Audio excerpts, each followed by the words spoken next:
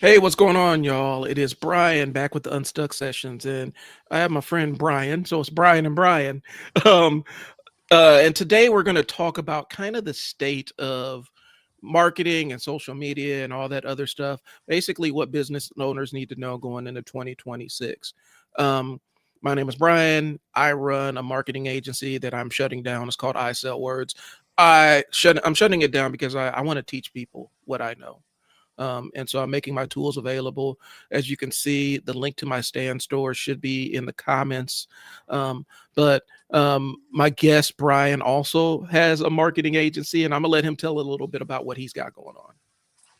So I am also Brian, obviously, as Brian just said, but I'm also kind of shutting down, not the same way Brian is, but I'm shutting down my agency. I've grown from starting as a lowly web designer back 23 years ago, all the way to CMO level and dealing with the corporate world, right? So I'm kind of getting out of the corporate world and back into the small business world because I just found that the corporate world wasn't good in here, right? It was it was toxic, that corporate world, and it just nothing I did felt good. Um, it's big money, it's big projects, it's big contracts, and a little bit of background that I've told Brian before is I canceled a $250,000 contract to go back and work with smaller businesses because it just feels right in here. So that's kind of where I'm at. My focus is a lot on systems and operations in the marketing realm, and that's kind of where I'm at right now. So I'm working with a lot of small businesses right now, Awesome. and that's kind of where I've shifted to. So I too am kind of closing things down and rebooting my career life, right? Right. And the other thing is I'm trying to do more stuff like this. And I'm working with Brian a little bit to kind of get my face out there. I've been a behind the scenes guy for, like I said, 20 plus years. And it really is time for me to get, I'm not camera shy. I'm not any of that stuff. I don't get nervous speaking. It's just I've been so busy on the back end doing it for everybody else that it's time. And Brian kind of gave me the shove I needed. So I appreciate that. All right. Well, I'm glad to be a help. Hey, Joshua, what's going on, man? Thanks for tuning in. Um, as you guys can see, we both have links to our stand stores. Brian's stuff is going to really be a lot of the stuff that, like the back end tools that you may not know that you're missing as a business owner to help you grow your operations and things along those lines. There's a lot of things that we assume that we have to lay our hands on a daily basis, and that's not always true. Um, and this also gives us opportunity to nerd out about like marketing stuff and tech and all the other stuff. Earlier, I was going to come on here and talk about Sony just dropped that new camera. What is it? The A7 V now. They're all the way up to that. Yeah. And so hopefully I can get it in my budget to get one of those because I need to replace this little what is this, a ZV-1 that I'm shooting on right now. But it just gives us opportunity to put our heads together and nerd about marketing and all the other stuff that goes along with it. Which we can do. Which we can do. We've done it. We can sit and talk for 3 hours straight if you Oh want. yeah. You know what I mean? We've done it before. So And we're doing it for y'all's benefit. So if this is something that you're interested in, go ahead and tap in, give us a like, and let us know because we'll do more of these. Well, we're kind of putting 100%. together Yeah. some stuff to figure out. So here's the thing. If you're trying to get consistent with your content, I have my content to cash machine on YouTube. Really, I'm giving you a glimpse behind the scenes. You've seen some of the thumbnails where I'm like, my thumbnails suck. Nobody watches my stuff. Like, I'm very transparent about that. And I want to show you how the sausage is made. And I know people say nobody wants to see how the sausage is made, but for business owners, we kind of need to know. And Yep. so I also have my school community where I'm going to teach you how to record yourself. And that's really the pitch. If you want to learn how to record yourself as a business owner, the school community is available. I still have lifetime access available for $97. That's probably going to be shutting down this weekend, and we'll be moving to a different pricing model. But I want you to record yourself, but we're going to tell you why you need to. That's one of the topics, is why you need to be out there. And I think that's the top of mind for both of us to get started with. So we're talking about trends in marketing, Brian. What is the trend that you're seeing? Because I think we're on the same page with this. We just talked about this. What's Yeah. the trend that you're seeing that business owners need to be doing in 2026? So what's working right now in 2025 and will be working into 2026. I can later we'll talk about like my outlook on 2026, Mhm. but right now what's working really well and will continue to work for the foreseeable future is the number one thing is real content. People are noticing fake AI videos, faceless videos. People are getting immune to that. Mhm. They're getting fatigued from it, right? So short personal video is what's working right now. Like getting in front of the camera yourself as a business owner, as an entrepreneur, 30 to 60-second clips where you're speaking directly to the camera as you're talking to one person. Yep. And that's what I'm seeing. I think the example I used the other day was, look at what happened with Campbell Soup, right? For all these years, Campbell Soup It's wild. has been a Yeah. faceless brand. And the time where they ended up becoming a brand with a face was, and this was kind of an out of context clip, but it was a very bad look for, was it the president, one of the presidents of Yeah. operations or Somebody whatnot? in leadership. Yeah. Yeah, getting up there and railing on, poor people buying our stuff and we're 3D printing our meat and all kinds of other stuff that, if you're running a giant soup company, that is not what you want to be discussing in front of people. Right. And um, the damage that he probably did to his brand is immediate and it's going to be lasting, especially when you're saying you're 3D printing the meat in Yeah. Campbell soup. I Nobody only wants to mess hear with that. tomato soup. I only Yeah. mess with the tomato. So See, the gumbo had me in a chokehold, and I'm like, this sausage might be 3D printed, and I don't know how to feel about turns that. out it is. So, um, but that's what we're talking about. If you do not get out in front of your business and create a persona for your business, create identity for your business, somebody's going to create identity for your business. Mm-hmm. And it may not be the identity that you want associated with your business. And so people are, and I've found people are more likely and prone to forgive mistakes if they know there's an actual human being behind the brand. Like we give grace 100%. to people, but faceless mega corporations and faceless brands, that doesn't work. And I've seen so many business owners, so many small business owners, and this is kind of, I don't want to take a shot at some marketing agencies, but I'm kind of doing it. Just, I mean, I will. yeah. A lot of these marketing agencies have these small businesses out here marketing themselves like they're gigantic corporations. And when you go to their social media, it's soulless. When you go to their, when you go to their Facebook, it's the soulless, bland, tasteless thing. And then when you meet people, when you meet the people behind these companies in real life, they're energetic and they're passionate and everything that their social media is not. Mm-hmm. And that's a problem. And a lot of marketing agencies will say, well, we're trying to get you out here and looking professional and everything.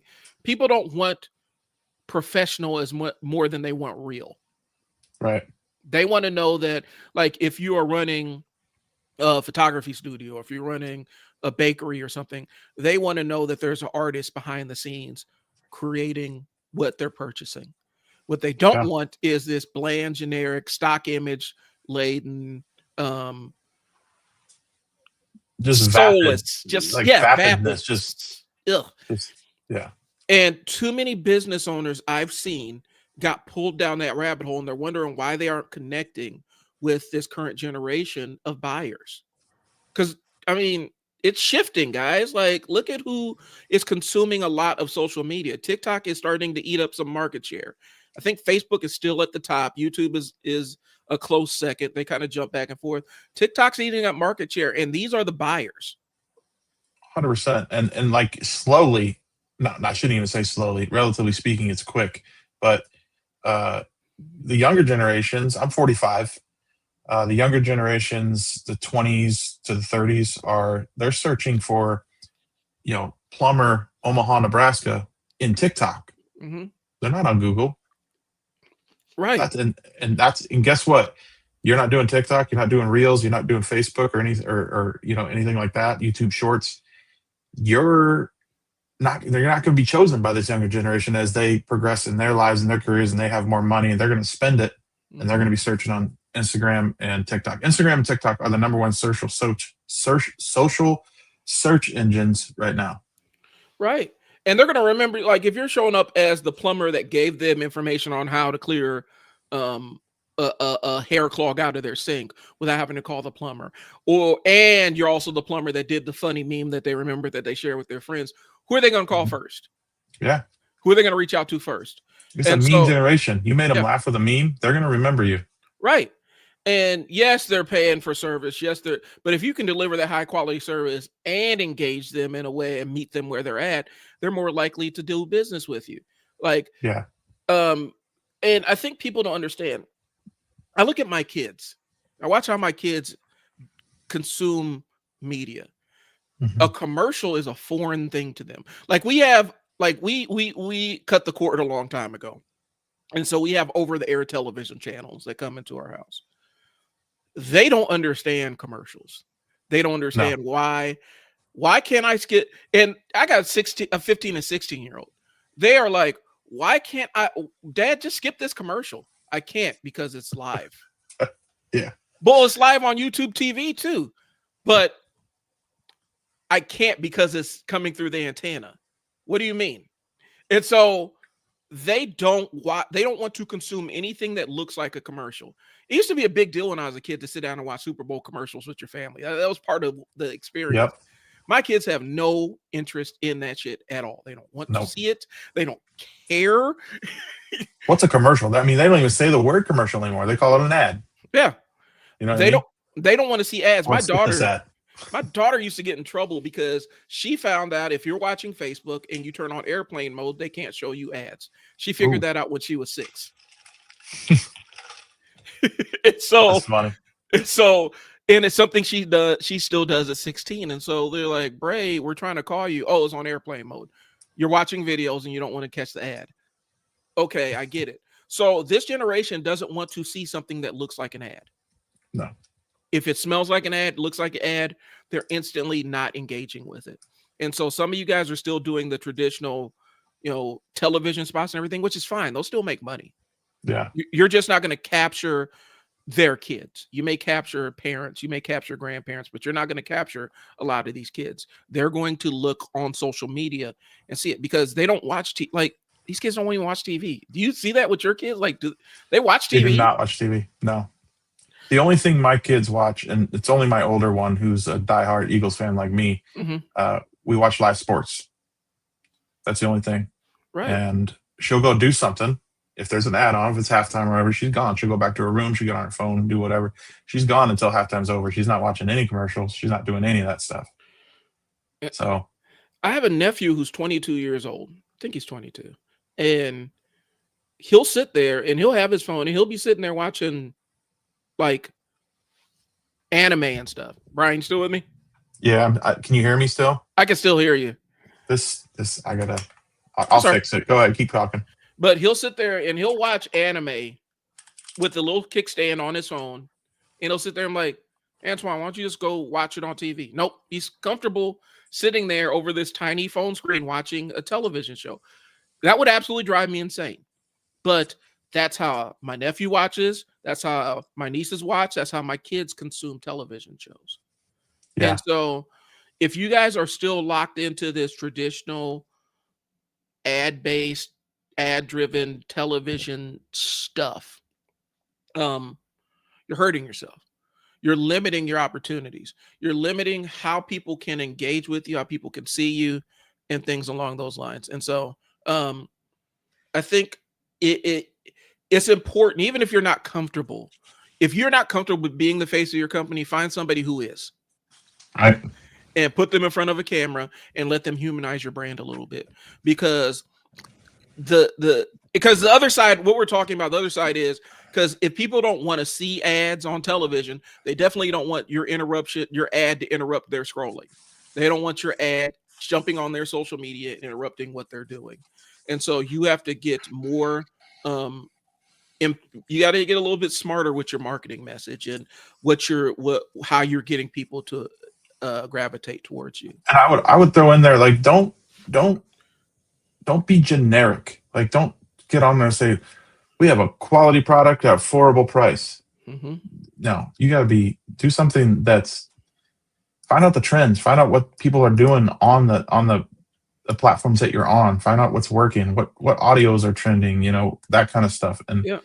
go that direction. It's not like it used to be where you get on there and I don't know. We talked about it a little bit. You can't be vapid. You can't be just Right. plain Jane and spit out platitudes and all that stuff. People see right through that. That shit don't work anymore, in It my doesn't. opinion. And show up. Here's the thing, because this is the easiest way. This is the prompt that I have in my school community for our videos this week. Give a common misconception about your industry or area of expertise. Most people believe X, but the reality is Y. That's information that people be useful. If you're going to show up, provide value to somebody. They will reciprocate. It may not be immediate, but if you give them information they can actually use as opposed to just trying to overtly sell them stuff, that will go a long way in the content that you make on social media. Now, I can give you an answer to that, to your school community question right now. For me, as my business, my agency, small businesses are spending more on marketing than ever, but their confidence in the marketing and how it's done is the lowest it's ever been. Yeah. Right. So that'd be my answer to your school community question, where it's like, the strategy of what you're doing and understanding. We touched on this a little bit before the call, that they need to learn from us why. I mean, you expand on that a little bit, because you were the one talking about it, but why you had a buddy tell you that was saying they need to learn why. Yeah, they need your services. It was my other friend Brian. I know a lot of Brians, and so That's weird. Yeah, me too. My other friend Brian was saying, "Hey, Brian, you're brilliant, but and I think you've helped me out a ton, and I know what you do, but people don't know why they need to learn how to record themselves. Business owners don't have any concept of why. They think that they need to, but they don't know exactly why." And so you're providing the how to record themselves, but not exactly why they need to be taking that step. And he's like, you need to start selling the why. You need to start selling the why. What benefit are you providing to them? What transformation are you providing to them in their lives with your business, with your product, with your services? What transformation or what is the outcome? It's got to be centered on them. It can't be about, oh, we got 60 years in business and we got all these Better Business Bureau scam things that like on the wall and all that other stuff. Yep. It can't be that. That doesn't tell them how your service is going to change their life. How your pizza is going to be the best pizza they've ever had in their life, and you'll want to come back. There is, talking about pizza, you already know my infatuation with pizza, but I follow these people, Crispy's Pizza, and they've gone viral on social media because the son, the youngest generation, he's third or fourth generation pizza maker at this place in New York. He's a young kid. His dad still works there. His grandpa's, I think, passed away or whatever, but they have gone viral with the content he's starting to push out, vertical content of Crispy's Pizza. And all it is these guys making stuff, and they're talking, they're chit-chatting, they got their little New York accent, and it's fun to watch. So I don't know where I was going with that, but it's entertaining. It's entertaining. They're providing entertainment value. They're also showing that there are real people behind there. Like when we said my prompt, most small business owners think that they need expensive equipment to get started recording themselves, when in reality, all they need is a phone. Your phone is has a world-class camera built right into it. It has a microphone set built into it. This is all you need. That's all you need. And that's probably what they're utilizing is a phone. The thing that's taken, I have my little Osmo 3, which is a lot of content creators are using that DJI stuff. That's what I'm on right now. Yeah. Is the Osmo Pocket. You don't need this fancy rig and all this other stuff to get started. You just need to get started and understand your first videos are going to suck and you're not going to like them. And that's fine. That's part of the process. But what they're selling is the vibe. They're selling the vibe of being part of the family.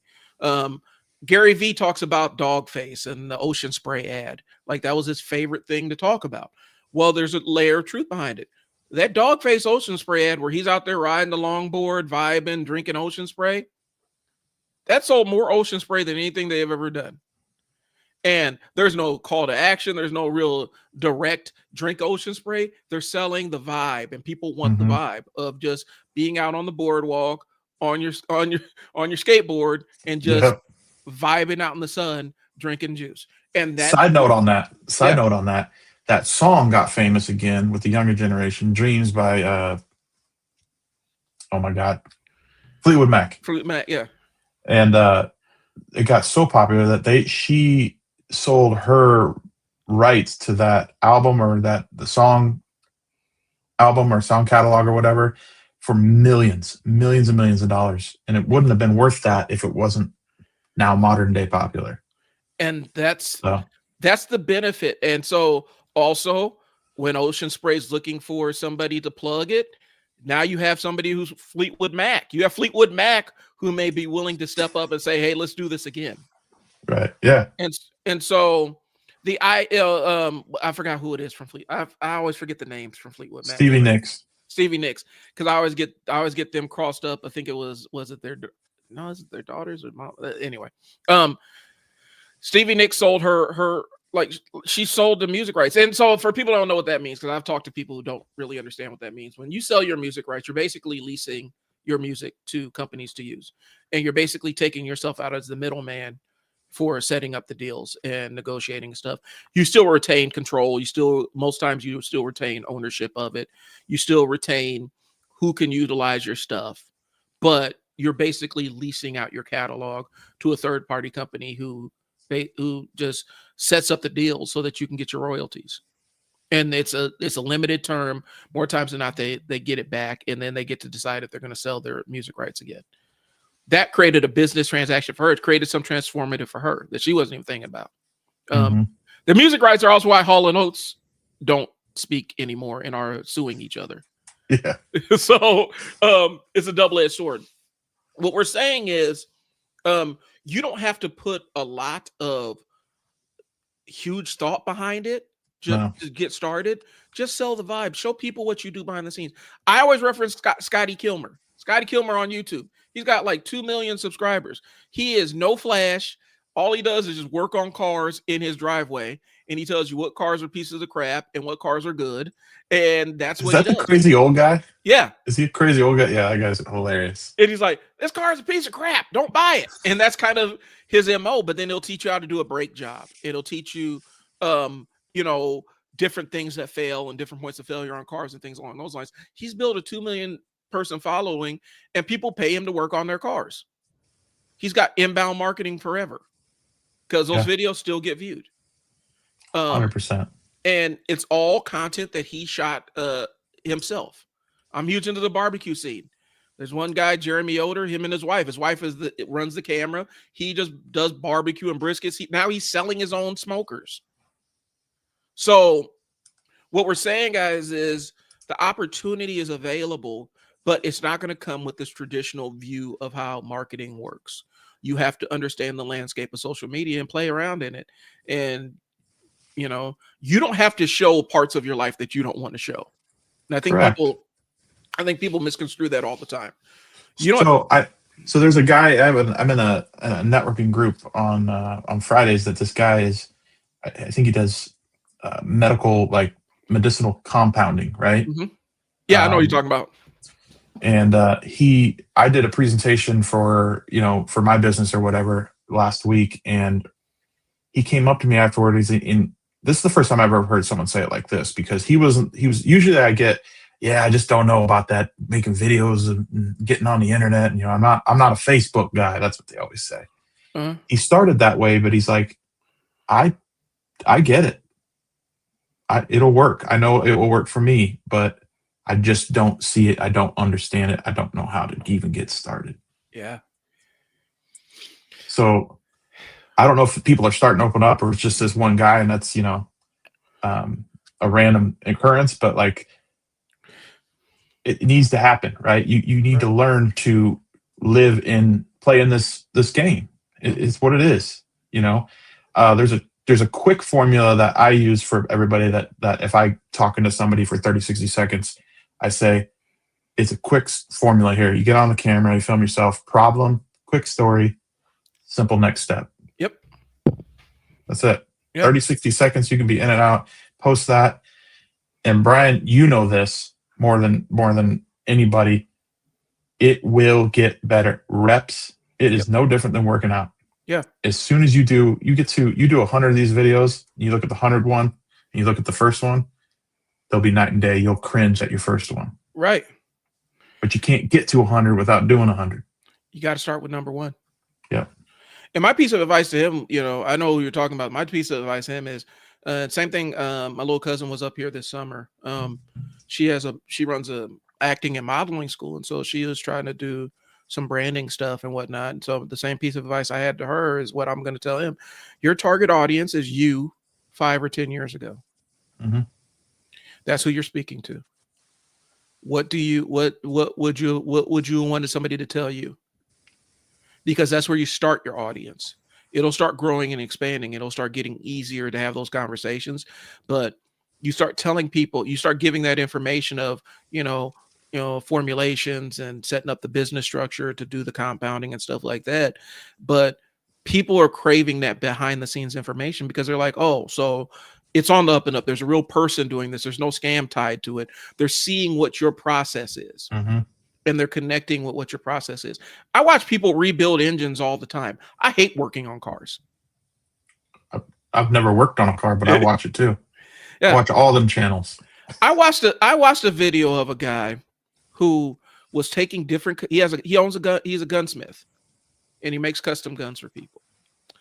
And he has a gun range, and he goes out, and every video is, will this stop these caliber bullets? And he goes through all the different guns, and he has a little dummy that's set up. And so the one I saw that pulled me into his circle of the doom scrolling of all of his content was, will these 500 reams of paper stop this kind of bullet? Wow. I have no use for that information whatsoever. There's no place in my life that information helps or benefits me or changes my life. But it was fascinating. And I watched all of his content because watched a lot of his content. I know that he's a gunsmith. I know that he makes custom guns and he has his own gun range.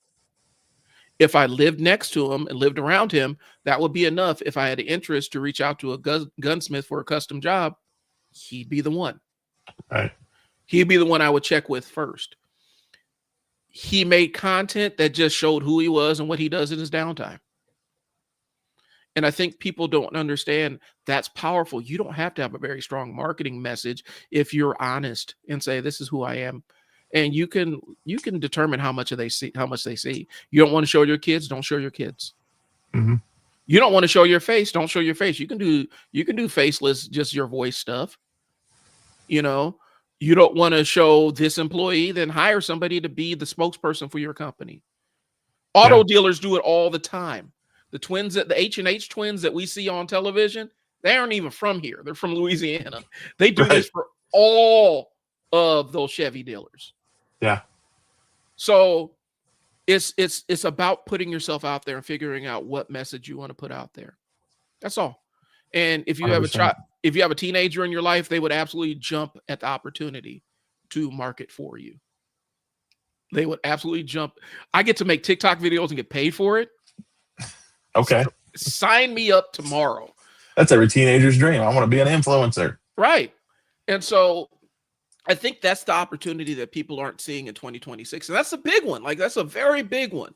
It's not being present on every social media platform. It's picking the one you want to attack the most. 100%. I was literally just thinking that and just going to say that you don't have to worry about, you don't have to oversaturate yourself with all the different platforms. Mm-hmm. Pick the one that your audience is at. So, I mean, that's not hard. I mean, if it's, I don't know, 40 and up, do some Facebook, but TikTok also works. Yeah. If it's 30 to 25, do Instagram and TikTok. You can see a pattern here. If it's younger than that, do just TikTok. Yeah. Right. And then I would focus. I always say shoot for TikTok, shoot your video for TikTok, and just post it everywhere else. And don't worry about those other ones. If you get stuff from them, get stuff from them. The TikTok is I mean, you say what you're. I mean, you can spin on that a little bit too, Brian. But like TikTok is where it's at, I think, right And now.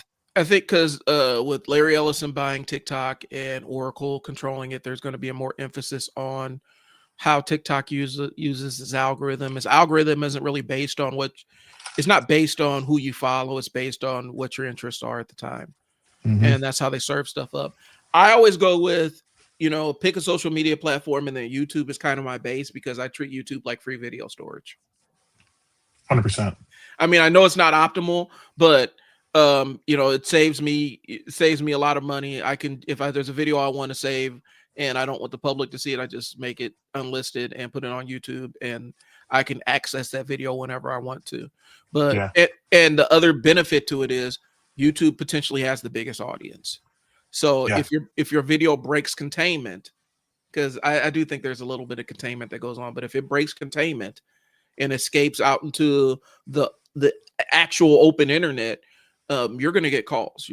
I've had people reach out to me for businesses and stuff and services that aren't even in the country because they saw my video somewhere. And so I think that would be my strategy. You pick your social media platform, and then I would use YouTube as my kind of video storage place. And that's where I spend 99% of my social media time on YouTube. Yep. That's where I live basically for everything. And I think they said that Shorts is overtaken TikTok. Has it? I believe that. And I don't like Shorts as much as TikToks, but Shorts is overtaking TikTok. And I think the landscape for Shorts is so recent that it's hard to come up with any hard and fast rules for Shorts because YouTube doesn't even know where Shorts are going. Yeah. But just pick a platform, y'all.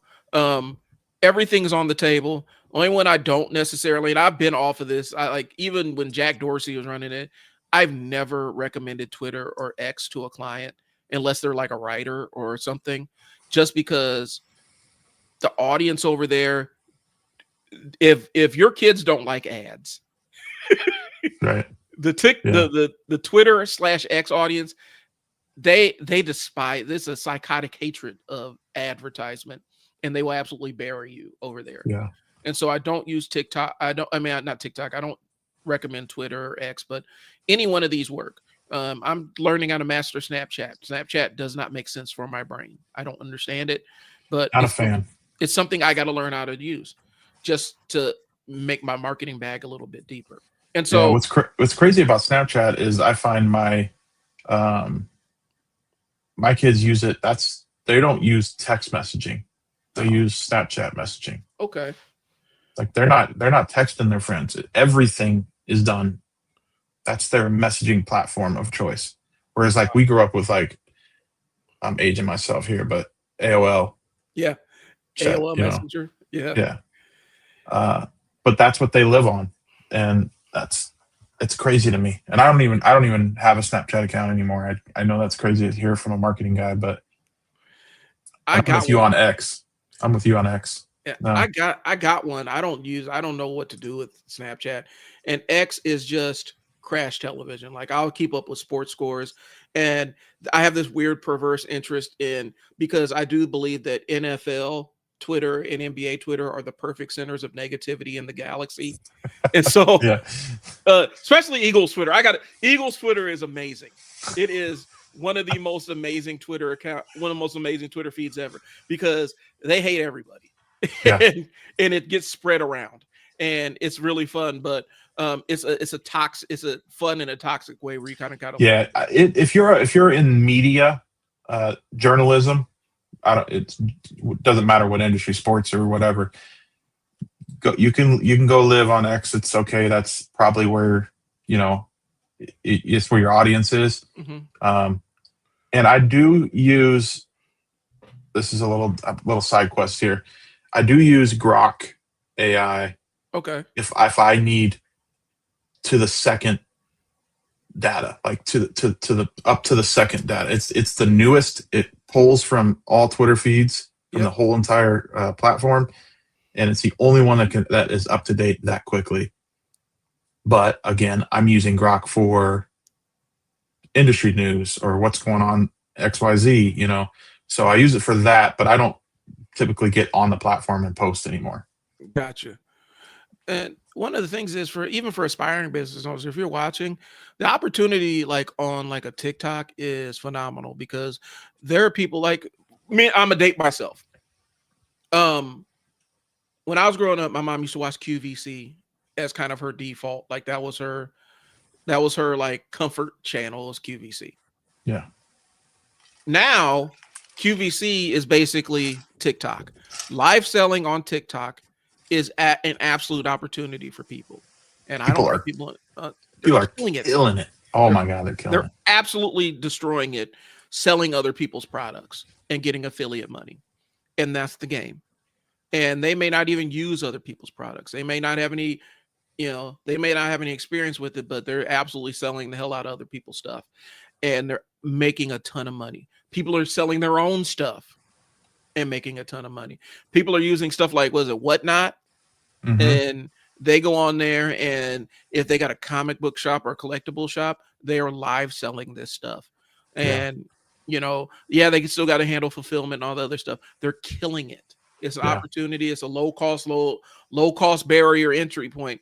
But I think the future of TikTok is probably going to be more entwined with that live selling. It's only a Mm-hmm. matter of time before some car manufacturer jumps up there and is trying to live sell cars on TikTok. 100%. And then I don't know if it's brand new or if I didn't notice it all year, but I just watched the last Eagles game was on Amazon Prime, Mhm. and the commercials are going during the commercial breaks, and there is a little link that pops up on the Yeah. screen that you can click because you're watching. I'm on a Fire Stick. I'm watching the game on Amazon, and it'll go right to my account. I can buy whatever's on the screen Yeah. for the commercial. And I've never noticed it before. Maybe it's been on there, but that's wild to me that I can It's just click and it's your account crazy. gets shipped to your house next day. Yeah, they're trying to integrate, they're trying to make it they're trying to make ads as seamless as possible because interruption-based marketing is taking a downturn. And the crazy part is, and I can tell you the arbitrage, I'm about to throw a lot of marketing nerd gibberish at y'all. The arbitrage on Facebook ads used to be amazing. Like you could get, you could, I swear to God, I was advertising something. I paid $50 for an ad and got a $5,000 return. That don't exist anymore. No. That doesn't exist. It's super expensive. And so what happens is on like a Facebook or something, if you're doing traditional advertising, you're competing with people who have almost unlimited marketing budgets. And what they're doing is they're dumping so much money into bad creative. But even though it's bad creative, it's still inflating the market. Mm-hmm. And so they shoot something that's terrible, that's not engaging. It's ad that nobody wants to see, but then they'll dump millions of dollars into it. And what that does for you as a small business owner is if you're trying to do Facebook ads, the cost of getting somebody to see your ad in front of this crappy, terrible ad is through the roof. And you can't optimize your way out of it. You can't target your way out of it. It used to be you No. could. It's a lot harder to do. And that's what you guys are up against. And so instead of focusing on that in the paid side of things, why not build an organic audience that's already aligned with you? Right. Right And now, video, like, so staying on that same thing with the ads on Facebook, if you're doing videos and reels, those are money makers now because they get seen without spending money, right? yeah, They're getting priority over, as far as organic content goes, they get priority over everything else. Posting something, like just posting it to your page, is, I read an article 2 weeks ago that said it's almost down to zero now for your followers to even see you. yeah, 0%. You have to boost posts for $5, $10, $15 just for the people that follow you to see your stuff. yeah, So use the platforms for what they're pushing. So Facebook is pushing reels, yes, right? So do reels And I did a little thing before Black Friday. I put out about 7 days of videos, Mm-hmm. and I got most of my traffic from because I posted the videos to my page because I wanted them saved there, but I also posted them to Reels, and I got more eyes on Reels than I did on the page posts. It's just proof in the pudding that's what you need to be doing. Videos Yeah. where it's at. And that's the thing. They're pushing reels or pushing anything that has a visual, like video based element. So, Hmm. memes, gifs, photos, whatever, anything that stops the eye, they're going to push if it's interesting. But reels is what they're prioritizing. And Facebook has not been shy about it. They do want to be television, um, Hmm. regardless of how poorly they are constructed to do that. And I'll be honest with you, they're not really super constructive to be a television provider, but that's what they keep going for. Yeah. Um, it's a weird thing, but Facebook values reels, so you need to make a reel that's going to escape containment faster than just your generic post. You know, Now, I Yep. am going to throw one thing in the mix here that might be shocking to both you and everybody else. The number one marketing channel still to this day is email. Yep, I knew that one. Email lists, emails, lists, email lists, email lists. All you retail people out there, you have lists ready to go. You just don't you may not even think of it that way. Right. But if you have email lists, you can print money. Mm-hmm. It's the channel where small businesses see. I mean, they're saying, and this is on the lower end. I think this is being conservative. $36 for every dollar spent. That's the return. 36 times return on email, and it has to be done right. You need, if you don't know anything about email marketing, you need somebody in there to help you do that. But Right. my point is that's still the number one ROI in marketing, which is crazy to me. Well, and I think it is also because, and this is just my conjecture, I think email marketing shows a little bit higher intent. Like if you're on somebody's email list, you intend more times than not, you intend to be on somebody's email list. You've seen something, or you subscribed to something, or you submitted your email to be on their list. There's a higher level of intent. And so you're dealing with the audience of people that have kind of in the direct response marketing have raised their hand, self-selected, and said, hey, I want to be marketed to. That's why And Substacks and all those ones are so big now. yeah. Where that's only the last few years that got big. Oh, I forgot about that. Substack is an amazing opportunity. I'm actually building out a couple of different platforms on Substack. Substack is amazing. And don't be shocked in 10, 15 years if Substack gets acquired by YouTube or Mhm. ends up becoming a competitor to YouTube, because Substack, basically it's a way to build your email list with other media. And so people are crushing it on Substack Oh, because they 100%. they they generate these newsletters. And so we're going to pivot a little bit into this because you're the AI expert. Um, So and I didn't mean so, to deviate us oh, off that's into yeah, that's but go perfect. for it. So one of the things I do for one of my clients is he'll interview his guests, have his podcast and everything. I will take the transcript from that podcast, feed it into the one I use is Manus. Feed it into Manus. It will give me, and I'll say, help me generate a newsletter outline for this. And it'll take this conversation that he's having with the CEO of a tech company and turn it into an outline that I can rework into a newsletter and publish it. And that was the strategy I was using on LinkedIn. We're absolutely killing it. I haven't posted on that LinkedIn. Like we took a break from posting actively on that LinkedIn for a while, and we're still getting returns off of it. And when I say returns, offers, job offers, offers to consult and all this other stuff. But I take the transcript, feed it into the AI, say, help me create a newsletter. And then I give me outline, and then I write out the newsletter and post it. And people want those insights. And I'm taking that to Substack and seeing what we can create with that. Yeah, Because Substack gives you audio notes, it gives you um, video that you can upload. You could post your podcast on there, and your followers are your followers. I think that Substack is going to be an amazing opportunity that people don't know about. And it's going to be somebody's secret weapon. A lot of the people in the tech space are moving over there and they're building out their email lists there. 100%.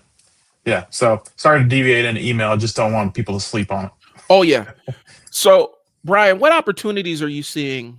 Because we talk about, and it's one of the things, because me and Bryan have done presentations about like AI, and we're kind of coming up with the second one.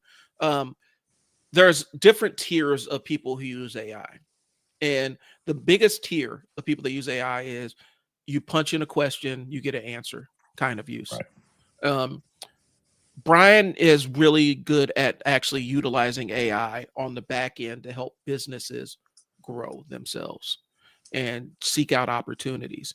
And so, what opportunities with AI do you think companies are missing out on? I think I think the way they think about it is, I hate to say so blatantly, like they think about it incorrectly, Yep. but it's not something that's going to do a lot for your business, in the sense like it's not going to work for you. You should treat AI kind of like an intern or an employee. It's Right. not your identity. AI can't give your identity to everybody, Mm-hmm. right?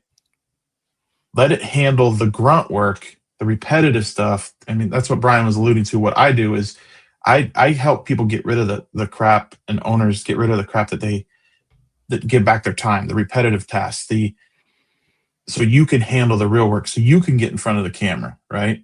And do that and have time to do that. Because everybody says, I don't have time. You do, but I don't want to deviate. Right. But AI should be a tool and an intern and an employee for you to help you organize things, help you um, handle the grunt work. Yeah, I Yeah. mean that's what it's good for. And if you know how to use it, if you know, there's lots of stuff you can do with it. That for example, for this episode that I'm talking to Bryan here with, I just took an outline of notes I had it organize it, kind of revamp it a little bit, and then I turned it into an HTML file so I could easily have a click and find all my notes and stuff on my web browser. I Right. did that in I did that because I know how to use it and I've been utilizing it for so long. I did it in 5 minutes. Right. I mean, some people would look at this and go, "This is crazy. You have this click button, nice design website." It's not a website; it's just a file that AI built for me, and I'm able to not have to worry about what to talk about, not have to think. Right? Right. It's the grunt work that would normally 5 years ago this take me 4 hours to do. Yeah. And you have a personal you have a VA work on it or something, or 100%. you would be paying with your own time. One of the things and so I have these prompts that I put together, like prompts I was commonly using within my agency, um, and I'm selling those on my stand store. If you guys are interested, I have all my prompts available on my stand store as a bundle. The way I look at it is, my old life, I used to manage residential facilities, and I had a staff of almost 50 people across 24/7 shift. Okay. I think what happens with AI is people get in there and they just use the simplest instruction to get the thing done. And then the output is garbage. The output is full of lies, it's inaccurate. It doesn't really answer your question or anything. And I think what people don't understand, and this is going to be the differentiator as we move forward, is AI becomes more ubiquitous. I talk to people in Silicon Valley. AI is becoming ubiquitous. They're expecting people out in Silicon Valley to take tasks and give it to AI and remove that off their plate. Like that's what CEOs are expecting now.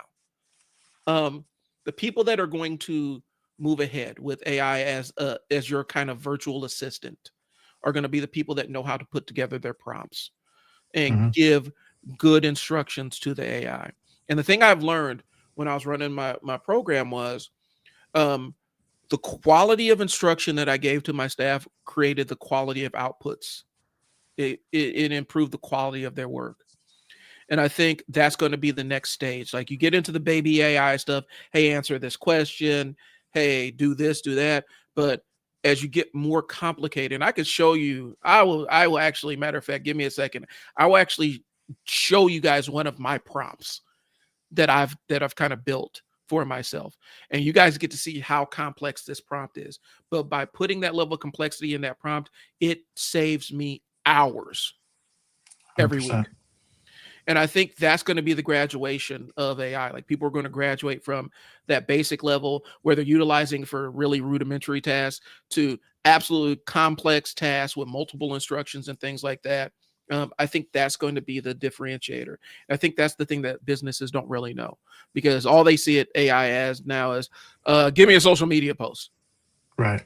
as opposed Rewrite this email for me. I mean, yeah, which even rewrite this email for me is a little more advanced than most people are using it for. But I can give you an example of what I do on almost a daily basis. I just did it yesterday. So go for it. I do discovery audits, discovery calls with customers. I did one yesterday. It's about 3 hours of audio, right? Because they're super deep dive audits of everything in the business, because I do marketing, operations, sales, the whole everything. Mm-hmm. I take that audio recording, I give it to AI, I say, I need you to outline this, give me the ins and outs, give me all the goods from this. I have my notes as well that I took. I add those in. So I make a text file, all this stuff, so it has context. And then I know one of the fixes, or what I call them fixes, but one of the projects that I'm going to do for this client is a website, right? Mm-hmm. And I build websites with AI now. I think it's stupid to waste your time doing it any other way. If it's just a website and it's not like a store or something that needs, it's not a web app or anything like that, you just build it with AI. Low leverage. And Do low leverage things with AI. so I take all that text file. It's massive amounts of text, 3 hours of audio plus all my notes. I say, use this as your context and give me a website. That's all I'd say. And it builds a website in 5 minutes. Done, ready to be used. There's tweaks here. I won't lie to anybody out there. There's little tweaks you have to make, but that's the name of the game. That's how I utilize it on a daily basis. That saves me. I mean, that would take me, doing a discovery call 10 years ago would take me a week to go through all the notes, my notes, listening back at the audio, back and forth, back and forth, back and forth, going, what did I say again? All that. It would take me a week to get a contract written up with, these are, to present back to the customer. I can do it in a day. I'll turn it around that day now.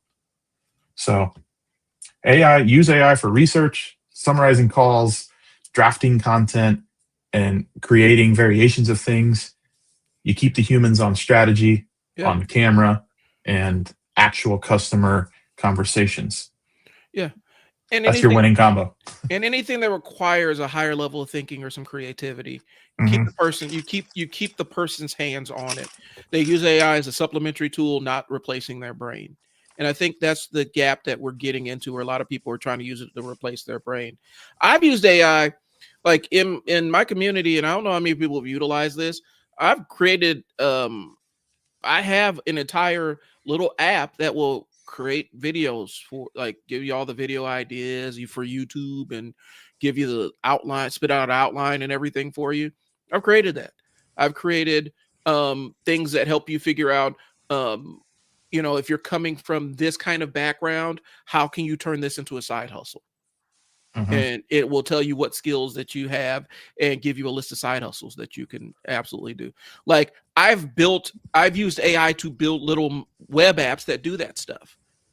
And I don't think people know how much time that saves on a daily basis, where I don't have to work from scratch every single time.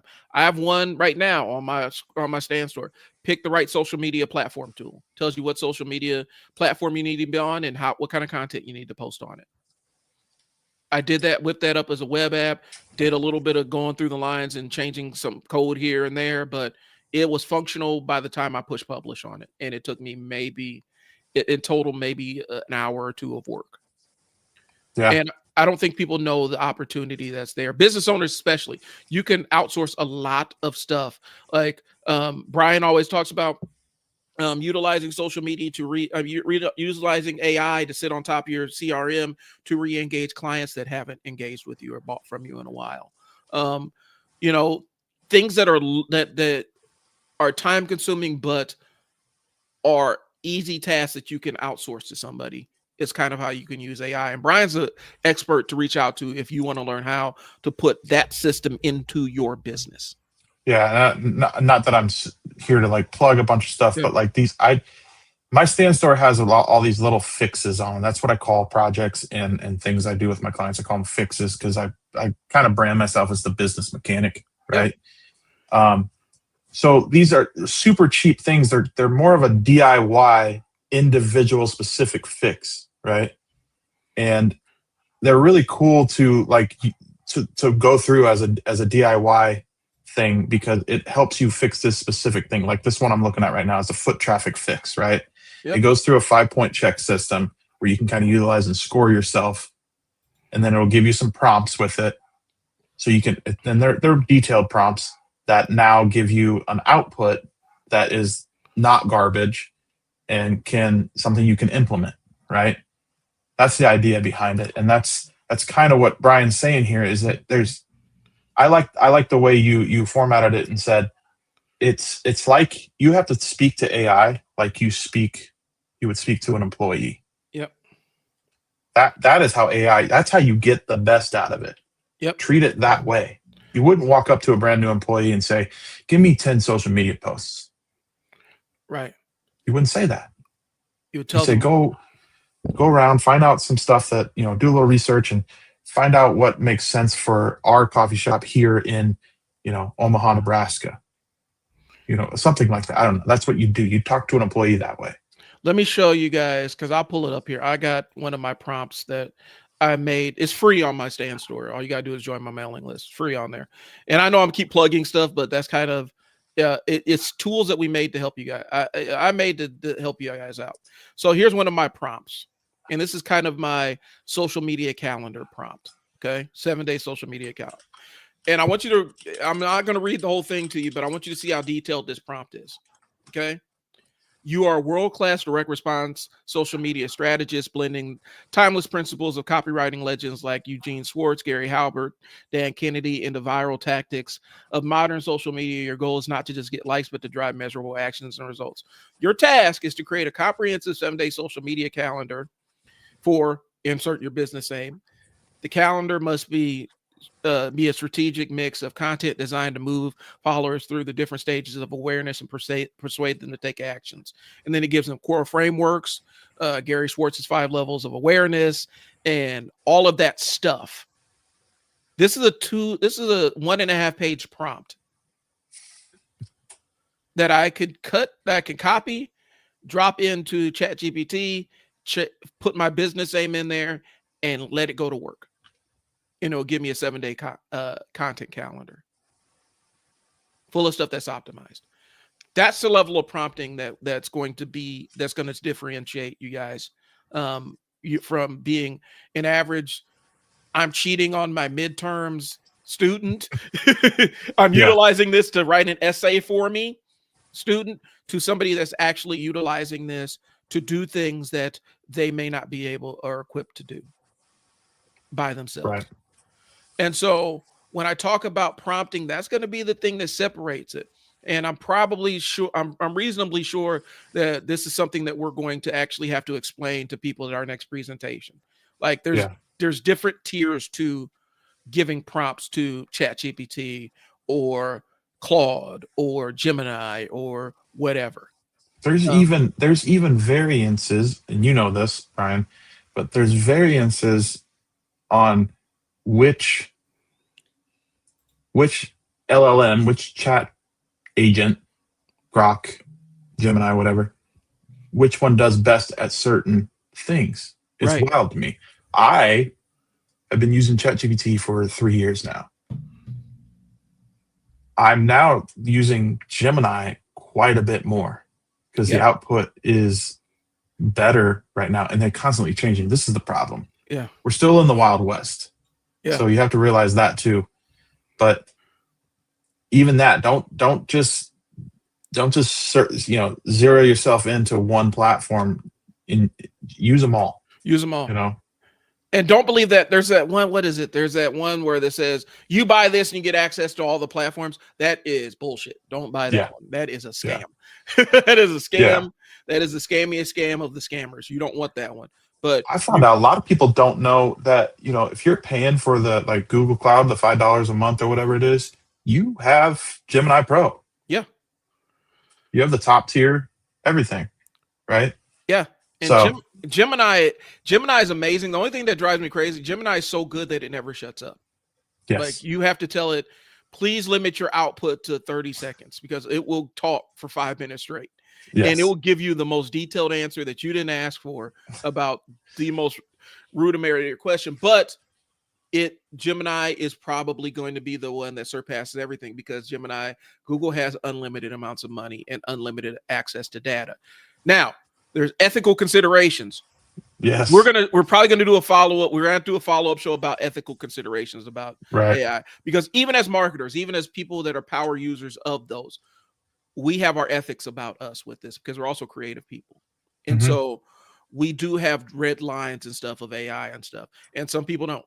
Like there's a lot of people that don't have any red lines about it. But Yeah. we'll probably do a follow-up one episode about ethics. We'll probably do a follow-up one about different platforms. We'll do a follow-up like this is I like I like this show and I like what we're doing here. What would be fun, and this is just be a whole show of the dark side of like jailbreak. I mean, people are jailbreaking AI. Oh wow. You know what I mean? So it removes all the safety rails, and they can utilize it that way. We could do a Wow. whole show on that. It's kind of like the dark web, but dark AI. Yeah. And the dangers, like they're like It's, the scams that people are running are going to be next level. And so I tell people all the time, if you got fooled by this AI picture, please check your bank accounts because yeah. it's only going Well, to so get worse check from this here. out.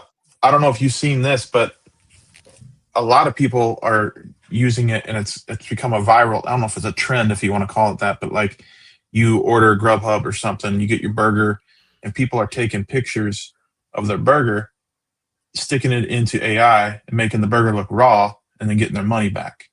Oh wow. Yeah. Right? That's like a popular thing that's going on right now, Right. which is wild to me.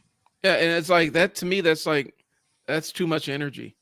Like I wouldn't put any. Like I get my $13 back. I don't care about that. Right. But I mean, these are the different things that are coming out, and so maybe I think the show will probably be something along the lines of how to protect yourself and Yeah. some of the things that people are doing. Because I have a whole social engineering thing that people like social engineering stuff that people are not aware of that absolutely is targeting business owners, and so we have that conversation locked and loaded too.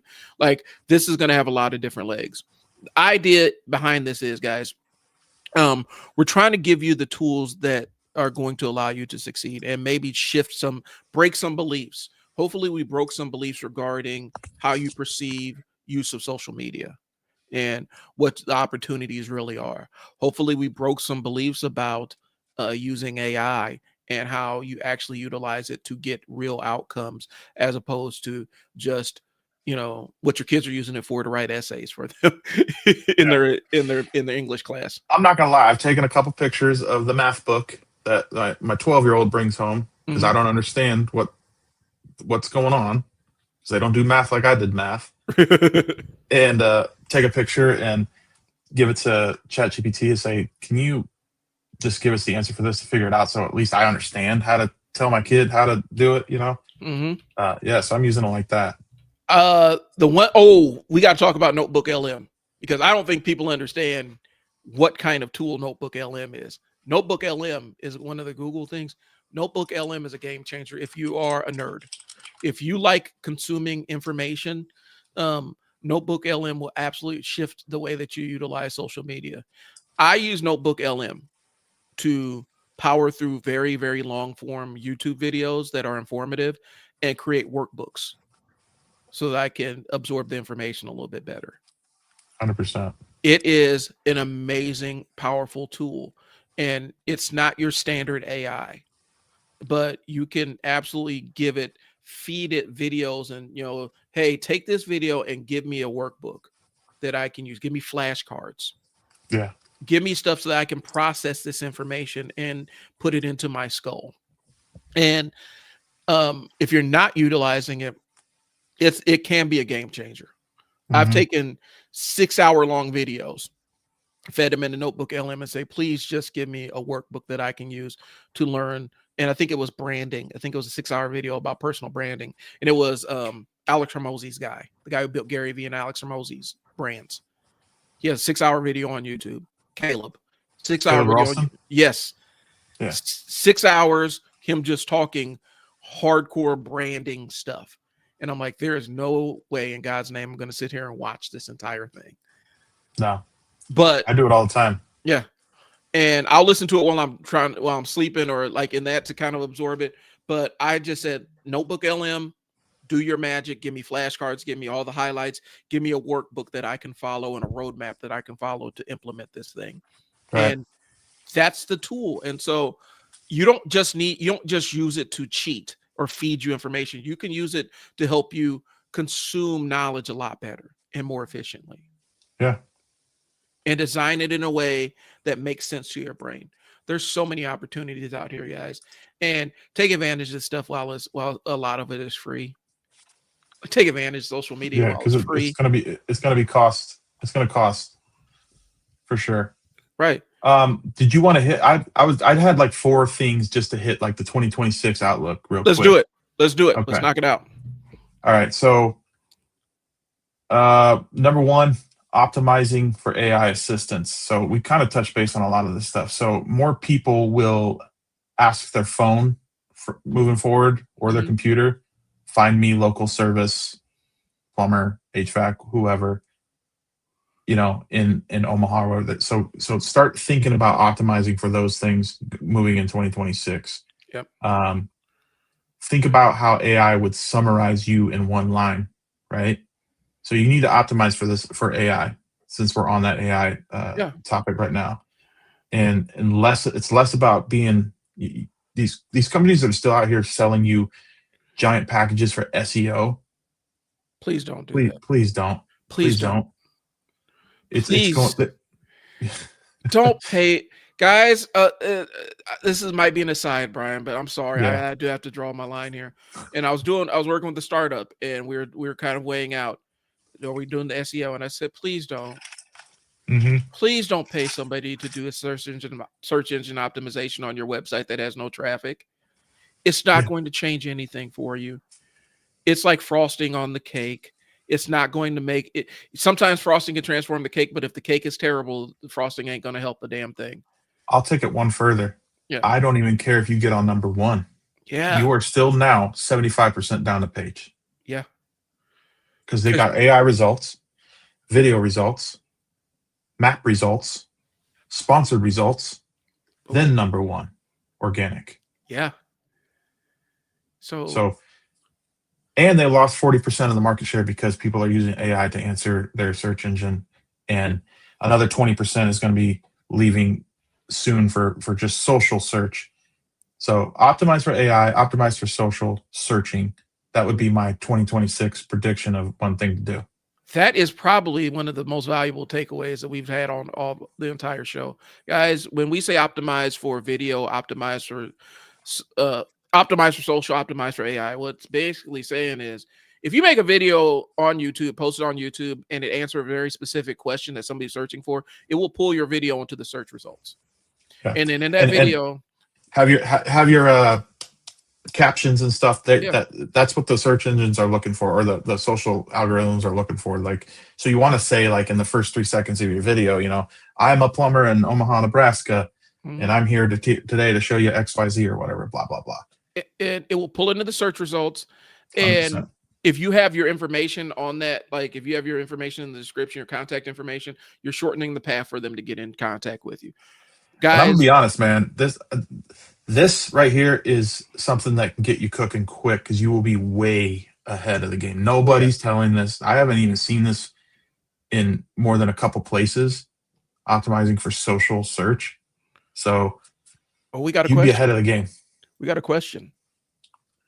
What role is AI going to play in the upcoming marketing era? Okay. So Bryan, I want you to give your take. I'll give my take. What role is AI going to play in the upcoming marketing era? Thank you, Simply It's Zero. yes, thank you. I think we kind of spoke about it already. It's going to be the marketing assistant, the marketing employee. It's not going to be your chief marketing officer, your chief creative officer. Don't give it that role.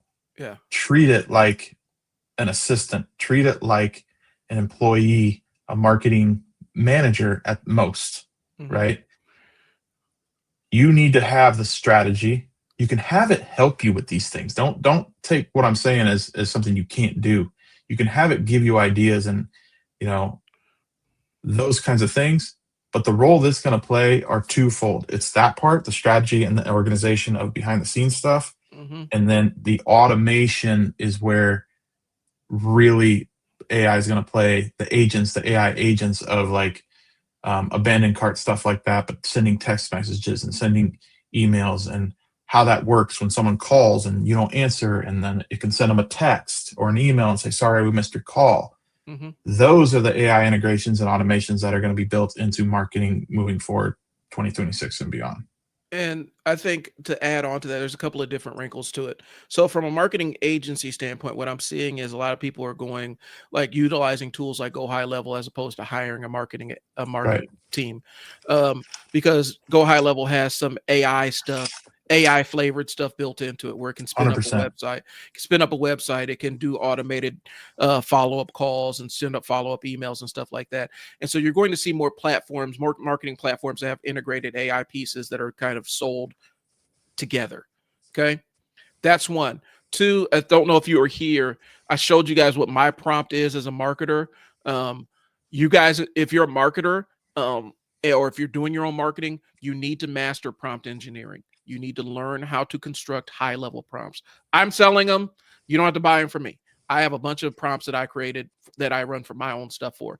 But having a concept of how to make complex instructions to create the outputs that you want as a marketer is going to be the thing that separates the regular users who just say, give me 5 social media posts for my Facebook page versus if somebody says, I want you to draw on the expertise of Gary Halbert and Dan Kennedy and Alex Mosey, and I want you to go on the internet, find their best parts of what their marketing strategies are, and I need you to integrate it into a social media sequence that walks people through the different stages of awareness and create posts like 100,000%. that. So I would say 2026 belongs to the owners that combine AI efficiency with the human connection. Both, not one or the other, but both of those things. right. That's who is going to win in marketing. My prediction is we're going to see somebody screw this up royally, and they're going to take AI and they're going to try to make AI their chief marketing officer, their CMO, and it's absolutely going to detonate their company. Yeah. And they're going to be scrambling to repair things. I see that coming up. And I think that there's going to be somebody that doesn't quite understand, and it's going to be somebody high level, somebody who has a lot of money. I think that's probably what we're going to see, because I think that may have been where Cracker Barrel's logo rebrand came from. I think so too. I'm speculating. Yeah, but it made zero sense to do what they did. You're going to see somebody absolutely botch this in a fantastic way, and I think you're going to see people that smartly implement it that you'll never even know. You'll never know that they're utilizing it because they've seamlessly merged the human creativity and instinct and awareness with AI's ability to access information and categorize information and put and digest information and make it digestible for people. I think that's where you're going to see it. But I do think a lot of marketing agencies are going to be in trouble. I think a lot of website designers are probably going to be in trouble with tools like Go High Level, where basically it's almost it's like ClickFunnels, except it has AI attached to it. And it can do a lot of different things. I think that's that. And you're going to start seeing more and more marketing agencies where that's all they sell. They're just selling Go High Level installations. All right, I got 2 more. So go for it. We can probably make our time on the call or whatever. Yep. Private communities, and I call it living room marketing. So this is what we already talked about. People are tired of public comment wars, feed dramas, stuff like that. more interactions. They already have, but they're moving more to DMs, group chats, private communities. So VIP text lists, Facebook groups, school communities, Discord servers, things like that. That's where it's moving. So start thinking about building a community of your clients or customers rather than trying to spit it out to the world and having all that negative energy Yeah. and drama. You know what I mean? So that's another thing. Yep. And there's one thing, Facebook is lagging in a lot of things, but they were really the thing that they got that was future tech for them is the idea of the Facebook group. Mm-hmm. And now we're seeing iterations of a paid Facebook group, Circle, School, all those other platforms. That's where business is getting done, y'all. And so build a community of people that are aligned with you and they'll do business with you. And the third thing is it goes back to something we already touched base on as well, but reiterating it here as the 2026 prediction: in-app checkout and social e-commerce, right? So more buying will happen without ever visiting a full website. Yep. Through Meta ads or through Meta Reels, you'll be able to wear Meta glasses, walk around, and click your Ray-Bans and buy stuff. Yep. TikTok selling that Bryan alluded to, YouTube Shorts. Embedded it called? Embedded ads. What was it? The embedded ads that you saw watching the Eagles game. That one. What's the selling platform? Whatnot. Whatnot, that one, stuff like that. For local service businesses, this can look like, doing your Reels content with trying to sell directly, because you can add that stuff like call me and do stuff like that. So live, it's a little different than live selling, but being able to contact you and set up and book appointments through social directly rather than going to your website. Right. And nobody wants to see your website. Sorry, guys. Sorry, y'all. All right. Nobody wants to see your website anymore. They want to solve their problem. And if your website requires them to take too many steps, that's the last thing I will throw in there. I think we're going to see the death of the complicated sales funnel, or the obviously complicated sales funnel, where it takes you through all these qualifying steps and filtering steps and all that stuff. People don't want to do that anymore. They don't want to go through all those clicking and all that stuff to get to their answer. If you can provide the answer as quickly as possible, you're going to be the one that wins the sale more times than not. I think we're seeing on social media, and specifically, you look at Facebook and whatnot, you see everybody on Facebook has digital creator in their title. That's the world we're moving into. Yeah, that's wild to me. Your grandma has digital creator next to her name on Facebook. You know what I'm saying? So everybody is jumping into the space. The ones that know how to utilize the tools to get the outcomes are going to be the ones that win the sales. So, and you alluded to this. So I'll say one more thing, and then I'll step off. Yep.